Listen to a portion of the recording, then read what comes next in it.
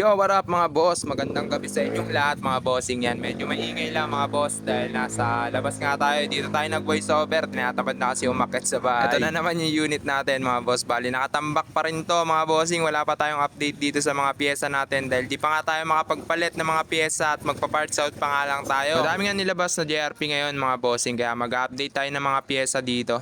Yan, papalitan natin yung mga ibang lumang parts na JRP natin para maging updated tong unit natin na si Berador na FI. Yan, sa mga nagtatanong kung anong karga ni Berador mga bossing, bali naka 68mm tayo na black. Yan, si bossing.